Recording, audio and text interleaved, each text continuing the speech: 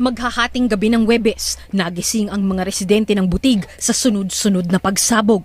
Hindi nila makita kung saan ito nanggagaling, kaya hindi nila nalaman na nangyayari na pala ang isang malakihang nighttime airstrike, kung saan unang naghulog ng mga bomba sa kauna-unahang pagkakataon ang dalawang bagong FA-50 lead-in jets.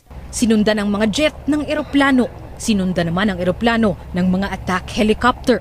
Naglunsad ang AFP ng gera mula sa himpapawid para sa isang napakalaking target.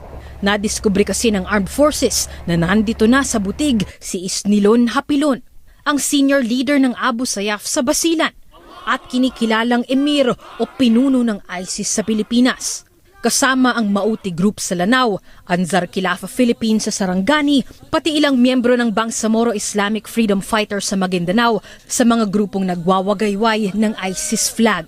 Ilang video na ang kumakalat sa social media at nare-recover ng militar mula sa mga nakukubkub nilang kampo, kung saan bukang bibig ng mga teroristang grupo ang panunumpa ng katapatan kay Hapilon.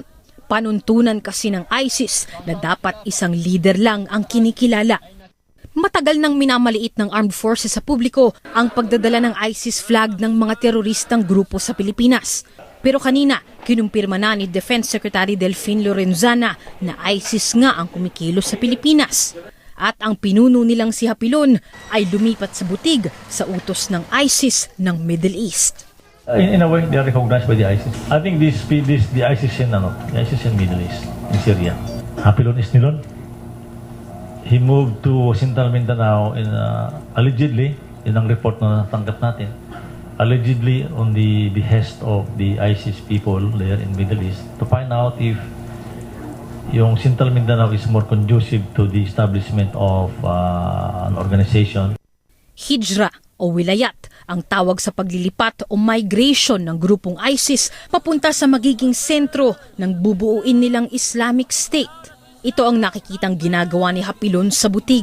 Na-monitor din ng lokal na pamahalaan ng Butig ang pagpasok ng maraming di kilalang armadong kalalakihan galing sa iba't ibang mga bayan. Ang 10 days ago, mayroong napabalitang mga Yakan or Tausug-speaking armed group numbering more than 70, fully armed. Galing sa Kosal, din pumasok sa Butig.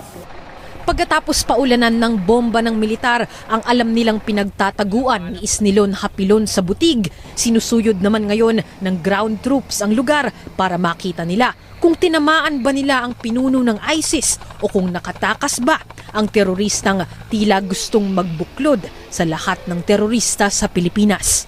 Shara Zambrano, ABS-CBN News, Lanao del Sur.